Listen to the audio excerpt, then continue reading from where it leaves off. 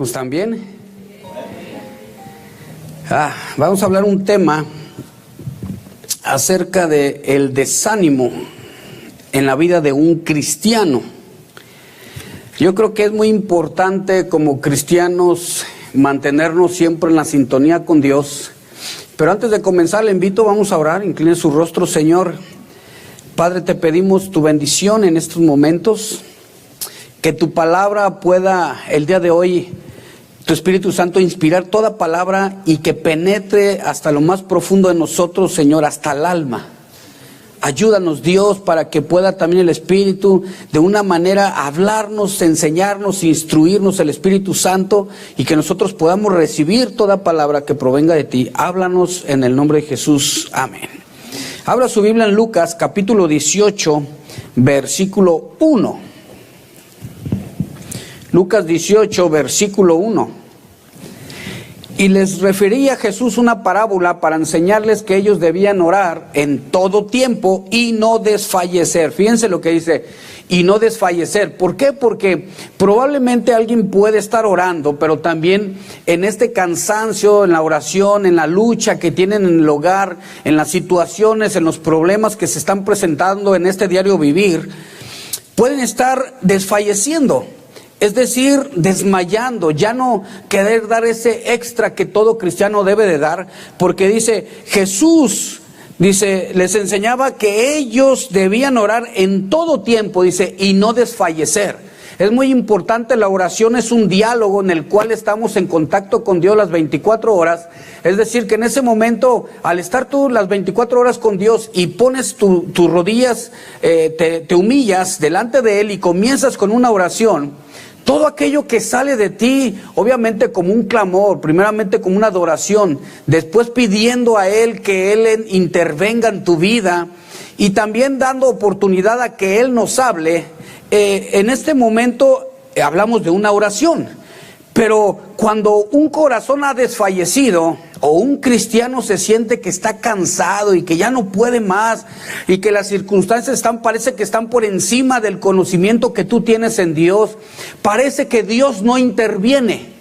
Parece que es una iglesia en la cual Dios ha quitado su mano, pareciera que Dios ha quitado la mano de la familia, lo que está pasando, y tú ya no puedes. Sigue diciendo en el versículo 2, diciendo, había en cierta ciudad un juez que ni temía a Dios ni respetaba a hombre alguno. Y había en aquella ciudad una viuda, la cual venía a él constantemente diciendo, hazme justicia de mi adversario. Por algún tiempo él no quiso, pero después dijo para sí, aunque ni temo a Dios, ni respeto a hombre alguno, sin embargo, porque esta viuda me molesta, le haré justicia, no sea que por venir continuamente me agote la paciencia. Y el Señor dijo, escuchad lo que dijo el juez injusto. ¿Y no hará Dios justicia a sus escogidos, que claman a Él día y noche? ¿Se tardará mucho en responderles? Os digo, mire lo que dice, que pronto les hará justicia. Ah, qué bonita palabra.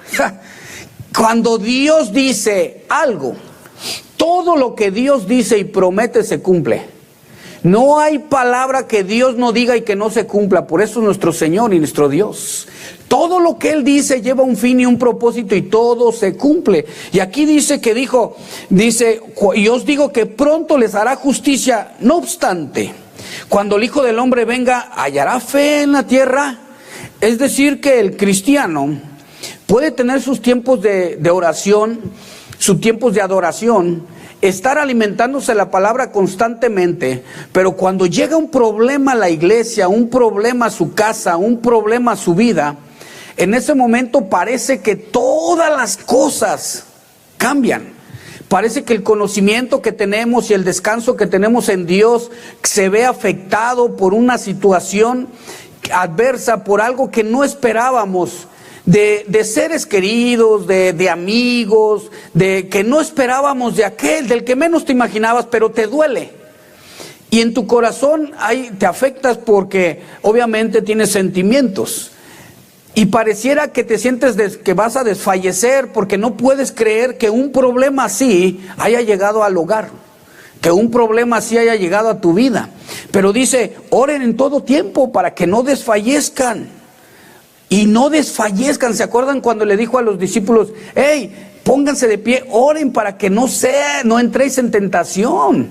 Oren, porque la oración es un diálogo con Dios. En ese momento hay un contacto directamente con el Padre. Y aquí dice que esta viuda, cada que llegaba y le decía a este juez, miren, un juez injusto, un juez que no le tenía temor a Dios, un juez que no tenía compromiso con hombre alguno, hizo justicia con esta mujer. Y dice, y vuestro Padre que es justo, imagínate, tenemos un Dios justo, santo, poderoso, que todo lo que dice se cumple, ¿no hará justicia en vuestra parte? Claro, tenemos que descansar, pero cuando el cristiano entra en un desánimo, fíjense, pareciera que la palabra de Dios se esfuma. Parece que el conocimiento que tenemos en Él desaparece como una neblina y no encontramos una respuesta a lo que estamos viviendo. Y muchos recurren a pastillas, otros van con psiquiatras precisamente para que les dé un tipo de droga para mantener una paz, un descanso, porque no pueden dormir, no pueden conciliar el sueño. Pero la Biblia nos enseña que la única manera de tener paz, y el que no la cobra, y el único que la da es nuestro Dios, el Dios de la paz. Eso no lo vas a comprar en ningún lado. No hay manera de obtenerla. Pero si recurres a Él, Él nos va a dar la paz. Pero fíjense, todos esos problemas cuando el cristiano entra en un desánimo, cuando la iglesia se desanima, tiene una raíz precisamente.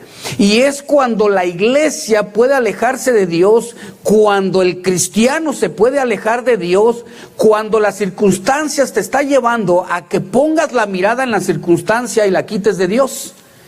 Cuando el cristiano quita la mirada de Dios, puede entrar en desánimo, puede entrar en una frustración, puede entrar, llenarse de amargura. ¿Por qué? Porque cuando tú miras a Dios, y como Él es tan justo, Él es el sol de justicia, y estás mirando a Él, de Él siempre emana la vida. De Él es el Dios de la paz, el Dios de la paciencia, el Dios del amor, el Dios que contesta las oraciones, el Dios que vela por nosotros. Amén. Entonces cuando pones tu mirada en Él, dice, yo tengo pensamientos acerca de vosotros, dice, pensamientos de bien y no de mal para daros el fin que vosotros esperáis. Eso es el pensamiento de Dios. Y cuando quitamos nuestra mirada hacia con Dios y la ponemos a la circunstancia, al problema, nos desenfocamos de quién es Dios aún teniendo el conocimiento, y podemos caer en frustración. Puede caer en un pecado el cristiano porque está quitando la mirada en Dios, y puede caer en algo tan peligroso llamado en Hebreos capítulo 12 versículo 15, la amargura. Dice que dejan de alcanzar la gracia de Dios. A causa de esto, de que cuando el cristiano se desenfoca, cuando tú ves a un cristiano que su plática es atacar a alguien, que su plática es acusar a alguien, que se está amargando o está amargado. Porque el cristiano que mira a Cristo, que mira a Dios, su plática es Dios. Su plática son las bendiciones, lo magnífico, maravilloso, lo grande que es su Dios. No tengo otro argumento que otra cosa que platicar, solamente lo que veo, mi Señor. Pero cuando se enfocan en otra cosa, es cuando hay una reacción diferente. Lo que comes es lo que eres, lo que ves es lo que eres, lo que escuchas es lo que eres, y lo que hablas es lo que tienes adentro.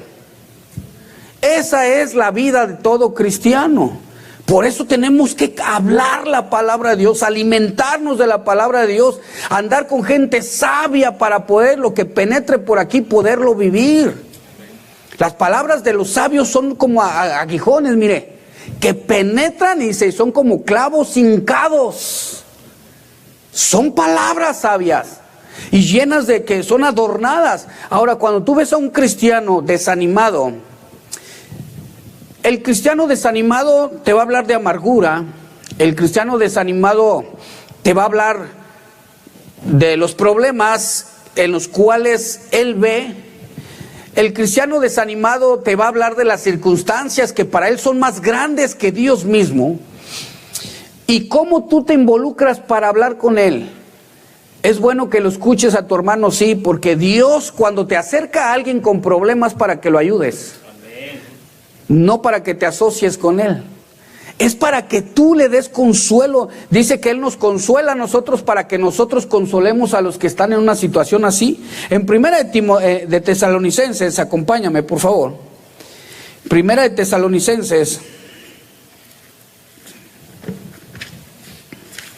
En el capítulo 5, versículo 11. Dice así: por tanto, alentaos los unos a los otros. Y mire lo que dice: edificaos el uno al otro tal como lo estáis haciendo. O sea, anímense unos a otros y edifíquense unos a otros como se supone que lo estamos haciendo. Porque es la vida del creyente.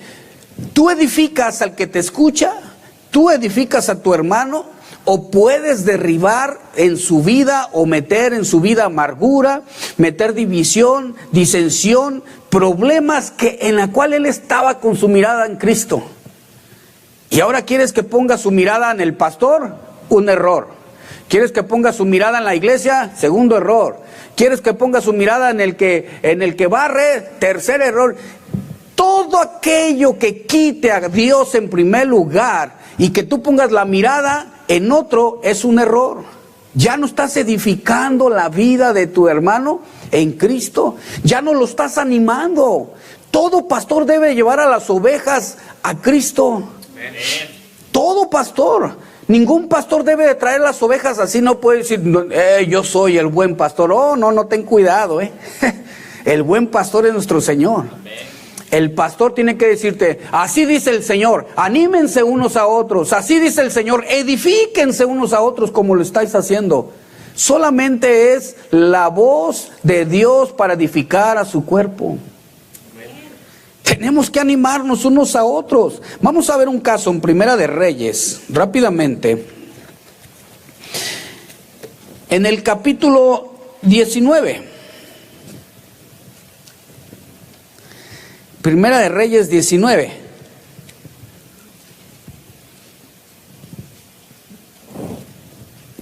Versículo 1. Acab le contó a Jezabel, es decir, el rey le cuenta a su esposa todo lo que Elías el profeta había hecho y cómo había matado a espada a todos los profetas. Entonces Jezabel envió un mensajero a Elías diciendo: así me hagan los dioses y aún me añadan, si mañana a estas horas yo no he puesto tu vida como la vida de uno de ellos. Él tuvo miedo y se levantó y se fue para salvar su vida. Y vino a Berseba de Judá y dejó allí a su criado. Y él anduvo por el desierto un día de camino y vino y se sentó bajo un enebro. Pidió morirse y dijo: basta ya, Señor. Toma mi vida porque yo no soy mejor que mis padres. Escuche bien. Cuando un ministro de Dios, un cristiano, llega hasta este punto, está teniendo una frustración. Está en el clímax del desánimo, de la depresión de su vida cristiana, en el que la única salida para él ya es: Señor, mejor quítame la vida. Porque un verdadero cristiano no se quita la vida, ¿verdad que no? Porque hemos sido comprados a precio de sangre, y tu cuerpo ya no te pertenece, sino le pertenece a Él. Amén. Entonces no podemos nosotros quitarnos la vida. Pero puede caer todo cristiano en un desánimo cuando está pasando ciertas circunstancias y se olvida de no quitar la mirada en el Señor. Se olvida más bien de quitar la mirada y se desvía y lo pone en las circunstancias. Jezabel era la esposa del rey, que sí tenía mucha fuerza. Esta mujer era una mujer mala, y Acab era un rey como de ese tipo de esposos que los dejan que ellas tomen las decisiones en todo. Que era un rey que le decía a Jezabel, mira, aquel no me quiere vender su terrenito, y ella, ¿cómo que no? Mañana te lo entrego. Y o sea que ella era la de los pantalones, en otras palabras. Él era el que esperaba que ella le resolviera todo, como así hay muchos que no son cristianos, que esperan que la esposa le resuelva todo. El cristiano sabe, el 1 Corintios 11, el orden de Dios, que es Cristo, el hombre y la mujer, en el que el hombre junto con la esposa toma las decisiones para poder llevar a cabo y la instrucción dada por Dios, llevar a lo mejor la familia, y en este caso las relaciones con los hermanos que deben ser bíblicas, ¿no? Pero aquel hombre que permite que la esposa tome las decisiones por él, puede, escuche bien, estar destruyendo su casa, porque no es el orden de Dios, y ella estar permitiendo que se destruya su casa, porque él está siendo un hombre, entre comillas, muy bueno. Pero Dios así no lo dijo. Tampoco dijo que la maltrates, tampoco el Señor dijo que te enseñoríes de ella, pero sí dijo que la ames, así como Cristo a la iglesia. Y por amor, tú tomas el rol que Dios te dio de sacerdote del hogar. Y tú como sacerdote del hogar vas a tratar de evitar que tu esposa se frustre, se desanime, caiga en una depresión. Escucha, como la cabeza del hogar vas a evitar que tu esposa se frustre, se desanime o caiga en una depresión. Algunos caen en una depresión que es algo ya crónico. Otros es por a causa de una situación que no están viviendo. Otros puede ser una depresión a causa de un asunto hormonal, ¿no? Un asunto hormonal, una descompensación por ahí. Pero nosotros tenemos como cristianos siempre que poner la mirada en Dios. Y aquí dice que este hombre, dice en el versículo 1, miren, vamos a analizarlo, del 19:1, dice que le platicó el rey a Jezabel todo lo que Elías había hecho y cómo había matado a todos. Pero esta mujer le envió un mensajero a Elías y como que lo trata de intimidar. Así me hagan los dioses si aún mañana, si mañana a estas horas yo no he puesto tu vida como la vida de uno de ellos. Y él tuvo miedo. Escuchen, todo ser humano tenemos miedo de ciertas cosas. Aunque la Biblia nos habla que confiemos en nuestro Señor, la Biblia nos enseña que dejemos nuestra vida en las manos de Él, pero hay una naturaleza, más bien tenemos un área del alma en la que nos movemos por el sentimiento, y es donde es intimidado el hombre. Pero cuando el hombre entiende que Dios está por encima, ninguna saeta que vuele de día o de noche va a tocar tu morada, y tú descansas en esta promesa, en esto que Dios escribió para que el creyente tuviera paz, es en ese momento cuando tú descansas y dices, no, este miedo, yo ¿por qué voy a tener miedo de alguien que quita la vida? ¿Por qué? Pero tu miedo dice, no, pero es que yo quiero vivir. Por otro lado, no, ¿y por qué voy a tener miedo? Y él tuvo miedo siendo un profeta, escuche bien, que este profeta dijo, a ver, ¿dónde están los 450 profetas de Baal? Y dijo, preséntense. Y dice, hagan descender fuego del cielo. Y los 450 profetas de Baal, que se le asociaba con el dios de la carnalidad, comenzaron a correr alrededor de un sacrificio que habían hecho. Y se reía Elías, ay, a ver, díganle que mande fuego, tal vez tu Dios está dormido. Y se reía Elías. Y todo el pueblo lo estaba viendo. Y pusieron madera seca, pusieron todo, y para ofrecerle ellos a su Dios Baal, y no pasaba nada. Y luego Elías dice, bueno, ahora sigo yo. Y el Señor le dice, pero no va a ser así de fácil. Pone el sacrificio y dice, a ver, traigan un cántaro, 20 litros de agua, échelos encima. ¿Vas a mojar la leña, Elías? Sí. Traigan otro cántaro, mójenla más. Elías, traigan otro cántaro. Y trajeron los cántaros y mojaron la leña, mojaron todo el sacrificio. Y cuando clamó a su Dios, ¡fum!, vino fuego y consumió todito. Y todo el pueblo creyó a que Dios intervenía y al Dios de Elías. Sin embargo, a pesar de ver el poderío de Dios, de ver cómo Dios manifestaba su gloria, de cómo Dios obraba a favor de los que le temen, a favor de los que le aman, aún así tuvo miedo de una mujer que no era mayor que su Dios. Tuvo miedo por su vida. Sigue diciendo en el versículo 3. Él tuvo miedo y se levantó y se fue para salvar su vida. Y vino a Berseba de Judá y dejó allí a su criado. Y anduvo por el desierto un día de camino. Y vino y se sentó bajo un enebro y pidió morirse. Aquí comienza, escuchen, primero comenzó el temor.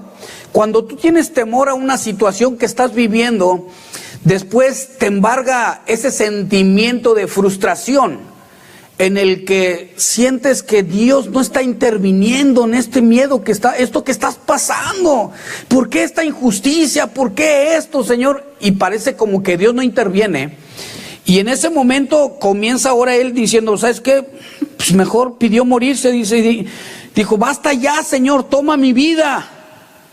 O sea, ya, Señor, ya llévame. Fíjense cómo estaba él frustrado. Yo creo que muchos creyentes por alguna vez en su vida han pensado, Señor, no soporto esto que estoy viviendo. A pesar de que vieron el poder de Dios en sus vidas manifestado, sacándolos de la vida que llevaban, no soporto esta situación. A pesar de ver cómo Dios ha transformado la vida de otros, no soportas una situación. A pesar de ver cómo Dios se pone a tu favor y no hay arma que prospere contra ti, no soportas una situación. Y algunos podrían decir, Señor, mejor llévame, es que yo ya no puedo, ya estoy frustrado, estoy eliminado de todo, Señor, llévame. Sigue en el versículo 5, y acostándose bajo el enebro se durmió, y aquí un ángel lo tocó y le dijo, levántate y come. Ahí comenzó la fortaleza de Dios, un ángel. Versículo 6, entonces miró y aquí que a su cabecera había una torta cocida sobre piedras calientes. Ay, mira cómo es el Señor, buen cocinero. Y una vasija de agua en el desierto. Se duerme, se despierta y ahí estaba su tortita ahí. Te imaginas unas baleadas ahí, unas arepas, ahí unas pupusas. Ahí te encantan de chicharroncito, de frijol ahí. Un cafecito con canelita y luego con la lechita ahí de sabor. Imagina todo preparado. En medio de la frustración, Dios quería traerle un refrigerio. Para demostrarle una vez más, yo estoy contigo en medio de esto. No estás solo. Te sientes solo, pero nunca te dejaré. Esa es la promesa del Señor. Nunca, yo no los voy a dejar huérfanos. Yo voy a estar con ustedes hasta el fin del mundo. Y en medio de lo que estás viviendo, te estás sintiendo frustrado y Dios te trae un manjar. Y a veces es tanta la frustración, la depresión, la situación, que no valoras lo que Dios te trajo, lo que Dios te dio. Mira lo que sigue diciendo, versículo 7, y el ángel del Señor volvió por segunda vez, lo tocó y le dijo, levántate, come, porque es muy largo el camino para ti. Mira, doble vez. Se levantó pues y comió y bebió. Y con la fuerza de aquella comida caminó 40 días y 40 noches hasta Horeb, el monte de Dios. ¿Por qué se le llama Horeb, el monte de Dios? Horeb significa desolado, triste, un lugar desértico, inhóspito, que no ofrece una seguridad, que no es muy cómodo, que es un poco grato. Pero en el monte de Dios, en el lugar solo con Dios, escuchen bien, es donde eres fortalecido. No eres fortalecido al lado de tu pastor, que él te anima. No eres fortalecido al lado de tu hermano, que él te anima. La fortaleza proviene de Dios. Amén. Es cuando Dios derrama sobre ti eso que estás necesitando. Amén. Tus hermanos pueden orar por ti, pueden estar contigo en el consejo. Y una vez me dijo una persona, me dice, nadie me ha llamado, dice. Nada más usted, pastor. Le dije, qué bueno. Me dijo, ¿qué? Y le dije, de seguro aprovechaste estar con tu Dios. De seguro saboreaste este tiempo en el que nadie te perturbó. Y dice, creo que usted no me entiende. Le dije, el que no está entendiendo eres tú. Cuando Dios te manda a ese monte desértico, solo, en el que nadie te llama, nadie está contigo, aparentemente nadie le importa tu situación, nadie se interesa por lo que estás viviendo como iglesia, como familia, en tu corazón, es porque Dios está interesado en que te está esperando. Está interesado en hablar contigo. Y te lleva a ese monte en el que te sientas solo, desértico, incómodo. Como que nadie te escucha, para que voltees y digas: Señor, aquí estás. Te estaba esperando. Te tuve que quitar a un lado el pastor, a todos los hermanos que te hablan, a la hermana que se interesa mucho por los chismes, a la hermana que está muy interesada siempre por saber qué está pasando. Te quité a todos, porque tengo tiempo esperándote. Y Dios tiene a veces que llevarnos a ese punto. A ese punto en el que te sientes solo, en el que estás desanimado, en el que a pesar de los milagros que has visto en tu vida y a pesar de tu vida cristiana de 3 años, 10 años, 15 años, has visto la manifestación de Dios. Aún en eso se te ha olvidado el monte de Dios. Se te ha olvidado buscarlo a Él. Jeremías nos enseña la Biblia, vamos ahí más adelantito. También dice la Biblia, Jeremías capítulo 20. Fíjense cómo puede estar un cristiano desanimado y se le puede olvidar que Dios en medio de eso es su fortaleza, su pronto auxilio, su protector, su castillo, el que vela por su alma, el que está tanto de sus necesidades, el que suple toda necesidad, el que se encarga con misericordia de tus necesidades, y se le olvida. Dice en Jeremías capítulo 20, versículo 7. Decía Jeremías: me persuadiste, oh Señor, y quedé persuadido. Fuiste más fuerte que yo y prevaleciste. Ahí dice, me sedujiste. Es decir que él estaba en una situación en la que él por dentro estaba muy frustrado y Dios estaba ahí con él. Y el creyente, el cristiano, se le olvida y cae en esa frustración, en ese desánimo. Culpan a la iglesia, culpan al pastor, culpan a los hermanos, y hasta el perro, si pasa cerca por ahí, lo culpa: por tu culpa, hazte para allá, me caí. Culpa a todo aquel que está cerca, porque piensa que todo lo que está viviendo, como Elías, piensa que es el único que le está pasando eso en toda su vida. Elías pensaba: Señor, soy el único profeta. Sí, cómo no. Tú dices: Señor, ¿por qué a mí? ¿Por qué nada más yo estoy pasando esto? La Biblia dice que todos nuestros hermanos pasan por este proceso. Todos son probados. Nuestra fe, nuestra confianza en Dios, el reconocer la manifestación de Dios en nuestras vidas. Sigue diciendo, versículo: me sedujiste, oh Señor, y quedé seducido. Fuiste más fuerte que yo y prevaleciste. He sido el hazmerreír cada día. Todos se burlan de mí. Miren cómo estaba frustrado, porque cada vez que hablo, grito, proclamo violencia, destrucción. Pues la palabra del Señor ha venido a ser para mí oprobio y escarnio cada día. Miren nomás, estar diciendo que la palabra de Dios ha sido para él un oprobio, una afrenta. O sea, que era un profeta que predicaba y decía: señores, que cada que abro mi boca parece que les caigo más mal a la congregación. Me he vuelto su enemigo, Señor, por decir la verdad. Parece, Señor, que todos están contra mí. Señor, ¿por qué? ¿Por qué no levantas a otro? Y el Señor siempre recuerda: ¿qué no me pedías que te usara? ¿Qué no ¿Tú piensas que es nomás que te use y que todo funciona bien? Luego, ¿cómo crees que se forma el carácter en la vida de un ministro? ¿Cómo crees que se forma la vida del carácter en la vida de mis hijos? Mediante las pruebas producen carácter. Nunca vas a tener un carácter balanceado o carácter arraigado en las manos del Señor con tu mirada en Él si no eres probado. Es como si tus hijos toda la vida les das todo lo que quieren. No lo van a valorar. Sigue diciendo, versículo 9. Pero si digo, no le recordaré. Wow, cómo me impresiona esto. Ni hablaré más en su nombre.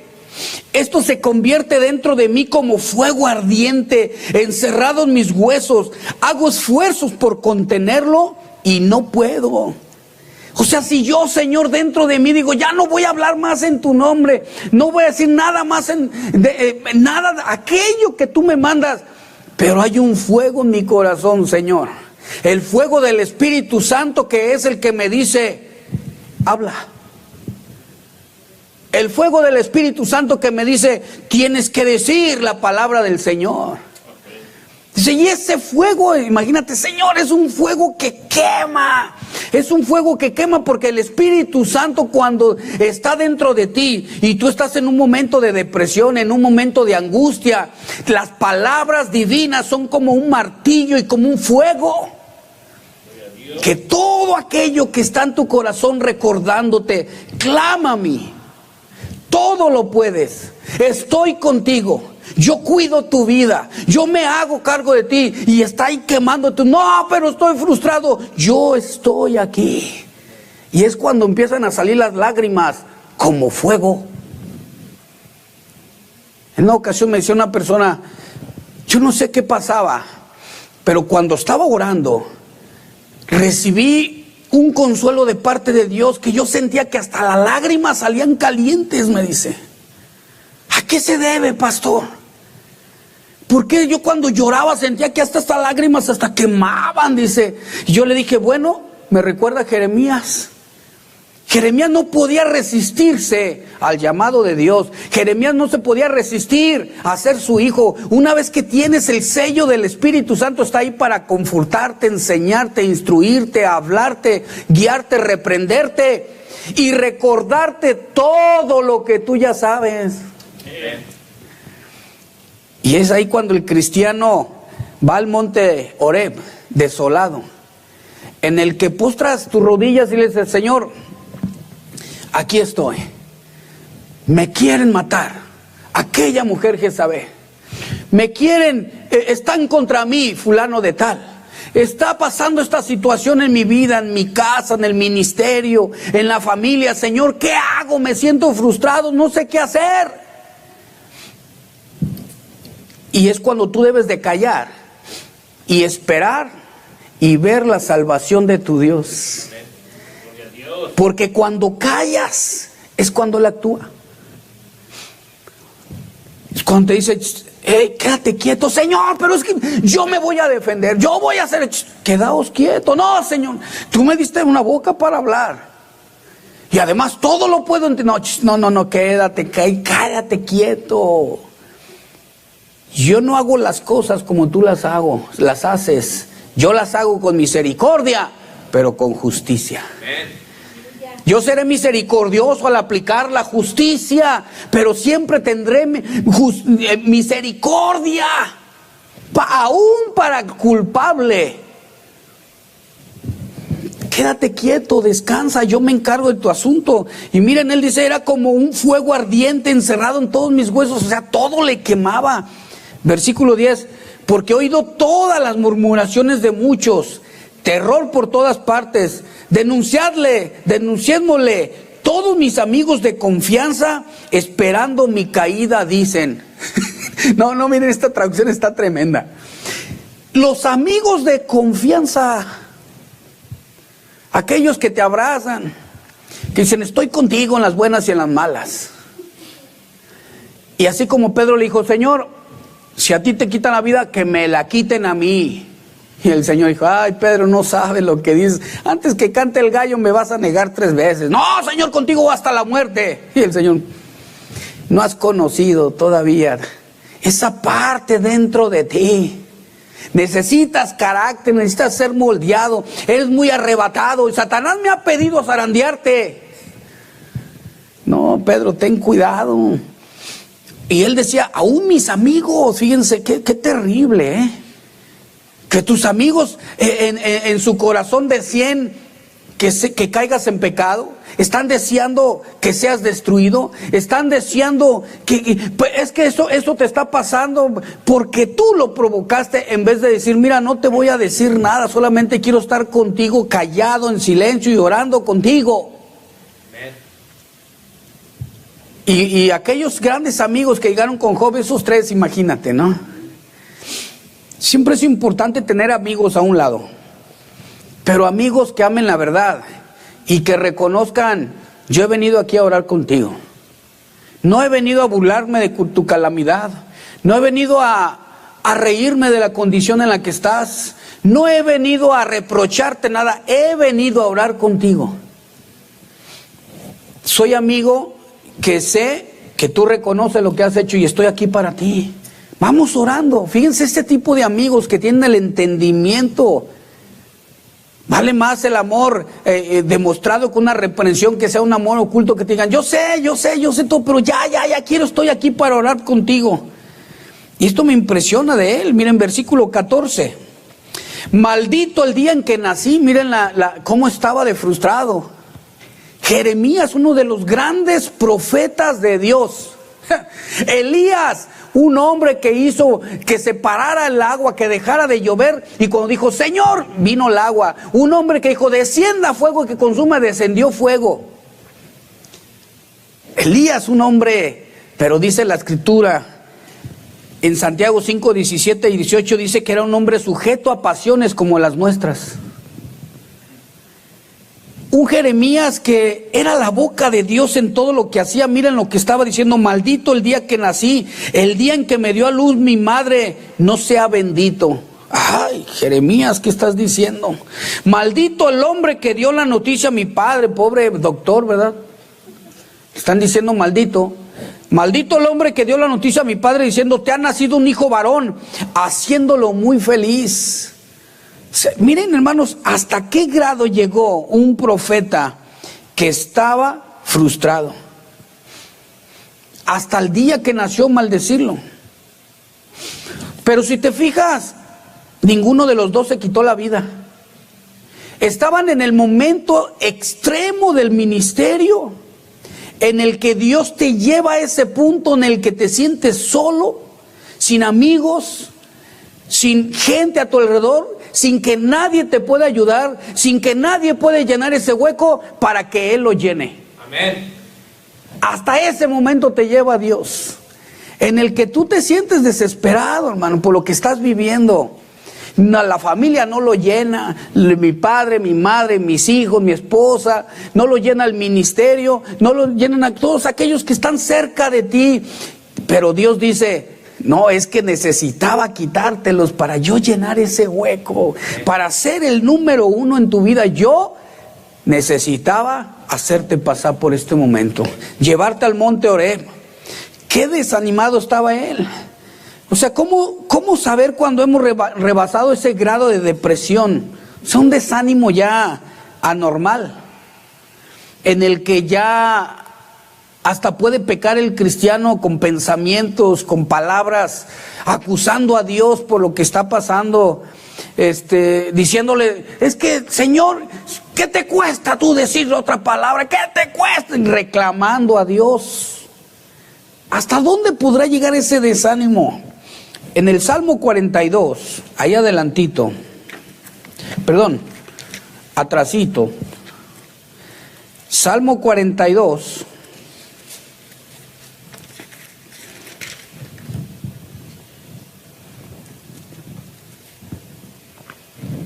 en el versículo 1, miren cómo estaba este asunto también en la angustia.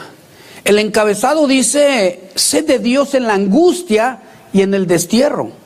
O sea, porque ellos estaban en un momento también en el que se sentían angustiados.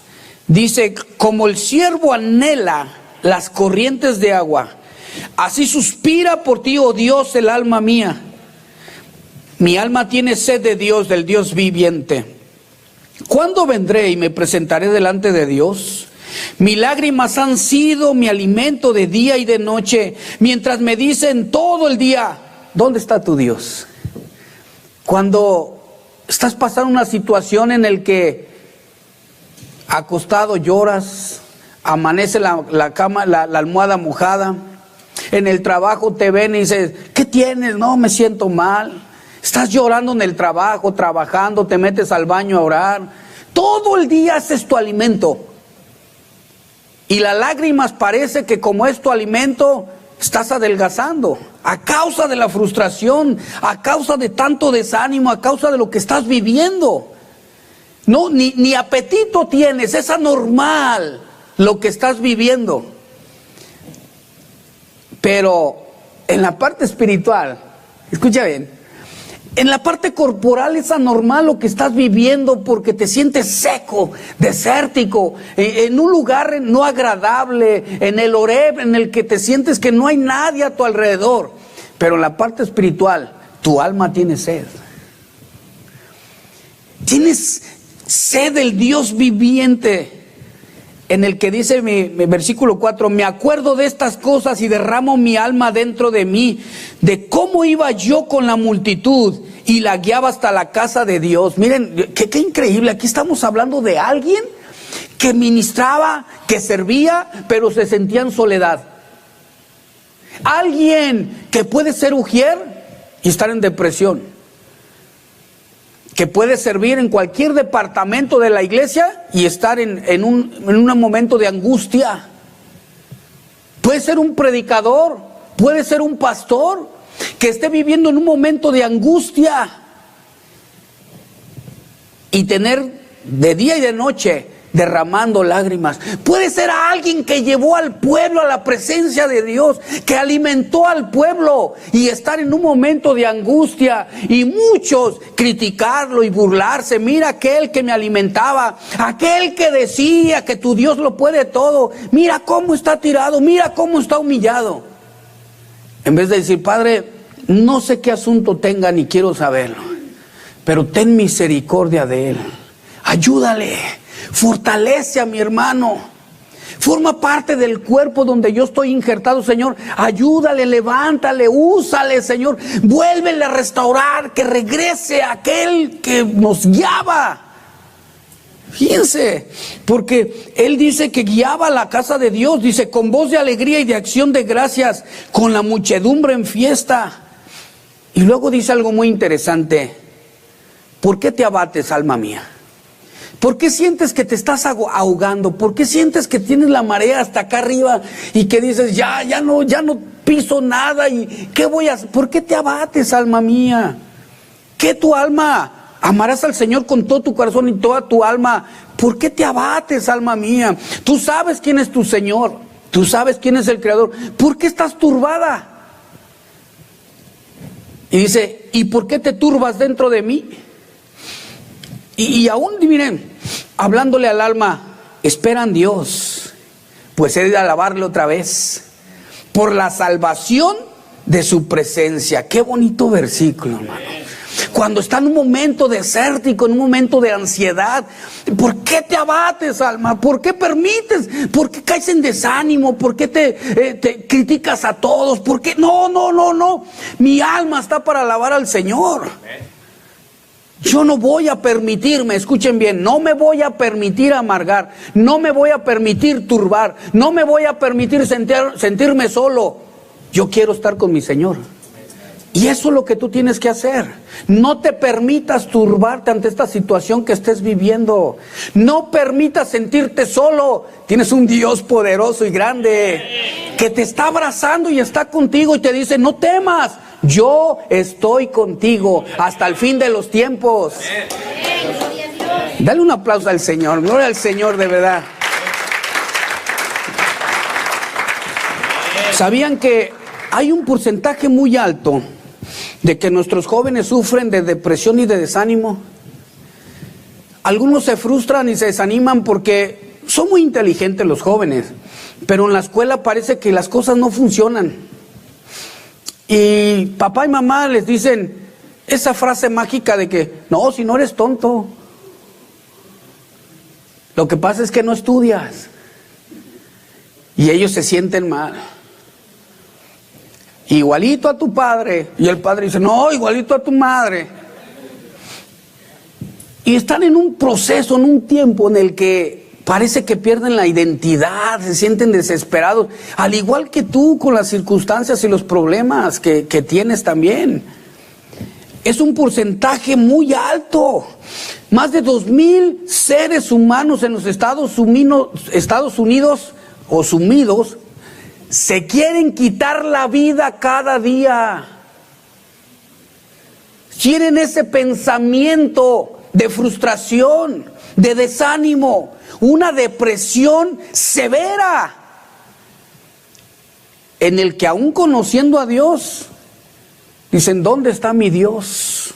Mis amigos me dicen, ahí está, no que tú dirigías, no que tú hacías esto, ¿dónde está tu Dios? Me pasa, Señor, quítame la vida. Y empiezan a decir lo mismo que los profetas, porque están desanimados. El Señor dice, tú tienes pensamientos así, pero yo tengo pensamientos de bien para ti. Así que mira, escucha lo que tengo para ti. Yo te doy la paz, te doy el consuelo, te doy la fuerza, te levanto en medio de lo que estás viviendo. Yo soy tu Dios, soy tu Señor, yo creo la adversidad, creo la paz y te doy lo que necesitas en este momento. Levántate. Y es cuando el cristiano se levanta y dice, lo voy a hacer, Señor, hazlo. Yo abriré puerta donde está cerrada y pondré que tus pies no resbalen. Camina en el nombre mío, que es del Señor. Imagínate el Señor, camina en mi nombre, y ahí vas tú caminando y tus pies, Señor, ensancha el camino, ensánchalo. El Señor te ensancha el camino para que no resbales.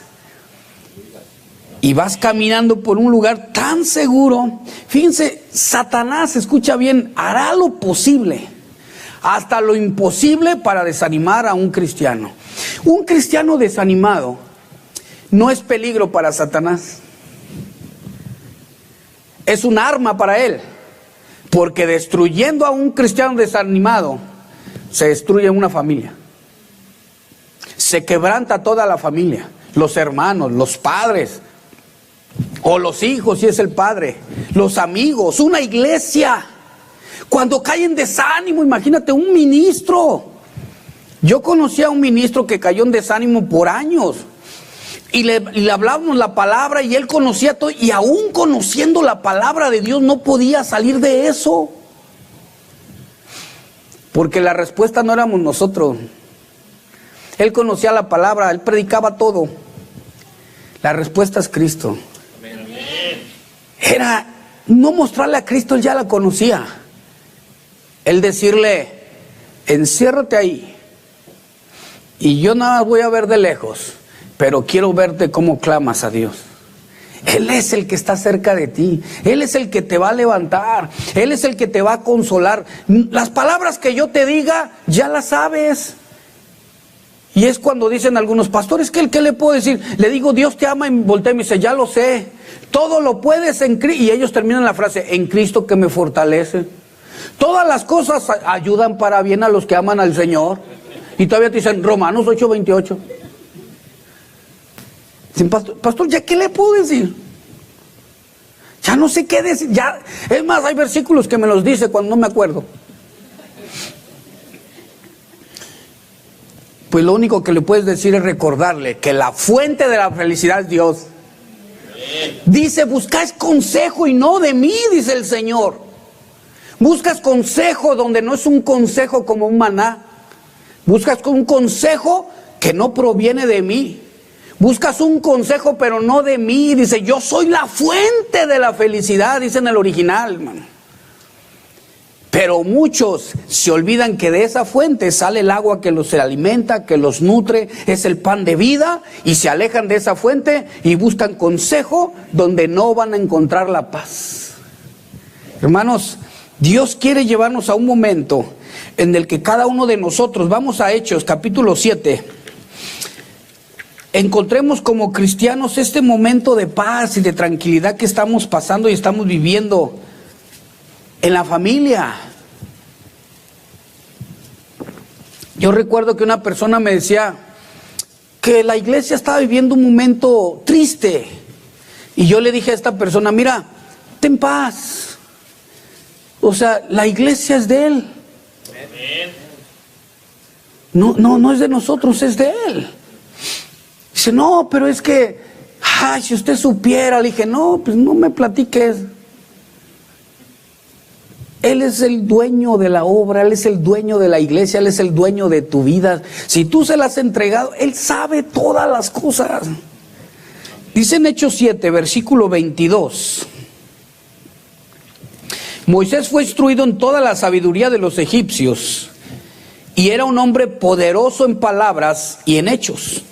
Pero cuando iba a cumplir la edad de 40 años, sintió en su corazón el deseo de visitar a sus hermanos, los hijos de Israel. Y al ver que uno de ellos era tratado injustamente, lo defendió y vengó al oprimido matando al egipcio. Pensaba que sus hermanos entendían que Dios le estaba dando libertad por medio de él, pero ellos no entendieron.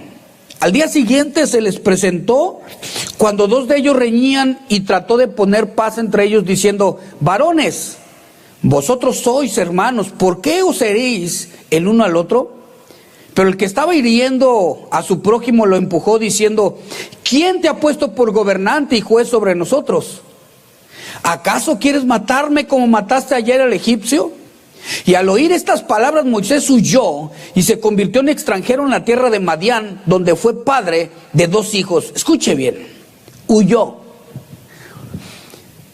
Él pensaba que todo el pueblo entendería que por su mano, porque Dios ya se lo había indicado a él, iba a liberarlos. Y él pensaba que sus hermanos iban a entender eso, que él tenía el llamado, que Dios es el que lo iba a liberar, pero el que no había entendido que el que libera es Dios. Él pensaba que pensaban o que creían que él los iba a sacar. Dios le había dicho: tú lo vas a hacer. Pero él todavía no se había dado cuenta que para poder hacerlo tenía que llevar a Dios por delante. Que aunque era poderoso en palabras, tenía la sabiduría de los egipcios, era instruido en aquella sabiduría filosófica en la cual él podía desarrollarse en aquel tiempo como alguien, una persona culta. Él pensó que con toda esa capacidad terrenal podía llevar a todo un pueblo. Pero miren ahí en Éxodo 3, cuando huye, termino con esto, Él va huyendo porque él pensaba que por su mano lo iba a liberar. Pero en Éxodo 3, versículo 1, Moisés huyó al desierto. Y dice en el versículo 1, y Moisés apacentaba el rebaño de Jetro, su suegro, sacerdote de Madián. Y condujo el rebaño hacia el lado occidental del desierto. ¿Y llegó a dónde? A Horeb, el monte de Dios. Exactamente ahí donde estaba, en el punto clave que Dios lleva a todo ministro, a toda iglesia, a todo cristiano, al monte de Dios. Lo llevó al monte de Dios y ahí es donde le dice, en un lugar desierto, en un lugar que no es muy cómodo, en un lugar que no había mucha seguridad, había mucho polvo, mucha serpiente, le dice: quítate los zapatos. Quítate el calzado de tus pies, Moisés, porque este lugar santo es. Amén. Lo tuvo que llevar a un lugar, escuchen bien, solo, en el que ya no valía la sabiduría de los egipcios, la inteligencia que había adquirido ahí, en el que no estaban sus hermanos a un lado, en el que no estaban toda aquella, a lo mejor, gente cuidándolo. No, estaba en un lugar a solas con Dios, en el que él estaba en el momento en el que decía: yo había estando en un palacio, Señor, tú me dijiste que por mi mano iba a liberarlos, mira qué hago aquí en un lugar solo. Probablemente estaba en un momento frustrante también. Y el Señor le dijo: ay, Moisés, ven, y prende esa zarza. Y él ve y, ¿por qué una zarza? Si es tan normal que las zarzas se prendan en el desierto, ¿por qué esta zarza tenía algo diferente? No se consumía, era el fuego de Dios. Pero, ¿qué fue lo que hizo que Dios pusiera su fuego en una zarza si todas son iguales? Todas están llenas de polvo. Todas tienen muchas espinas. Todas son incómodas. el fuego de Dios hizo diferente a una zarza. Y usó una zarza para que un hombre de Dios fuera restaurado, para que regresara a cumplir su ministerio. Te puede usar a ti, a aquel hermano menos indicado, aquel que ni te imaginas que Dios puede usar, y puede llegar y decirte: hermano, el Señor me envía que te dé una palabra, y tú dices: a ver, dime. El Señor te dice así: descansa en mí. El Señor te dice el día de hoy: pon todas tus fuerzas, pon toda tu mente, tu corazón, tu cuerpo sobre mis manos. Yo me encargaré de tu asunto. Mía es la batalla. El caballo se alista para la guerra, pero la victoria la da Jehová. Amén. Y es cuando descansamos todos. Solamente los llevaba a ese monte por dos razones. Termino con esto. Número 1, para revelarse a ellos quién era su Dios. Para decirles: tienes mucho sin venir conmigo, tienes mucho sin estar tú y yo a solas, y te traje a este monte solo para revelarme a ti, para recordarte quién soy yo. Y número 2, cuando Dios te lleva a ese momento en el que estás frustrado, desanimado, aparte de revelarse la palabra correcta, ¿verdad? Nuevamente a tu vida de quién es Él. Número 2, es para iniciar de nuevo contigo, para que tú ahora demuestres el poder de Dios, que Él va a mostrarte a ti a tu favor, y decir: ahora tú consuela al que necesita consuelo. Ahora tú ve y restaura al que necesita restauración. Ahora tú ve y ora por el que necesita oración. Levántate de donde estás y ahora ve con tu hermano. Dios es lo que quiere hacer el día de hoy. ¿Por qué no te pones de pie? Vamos.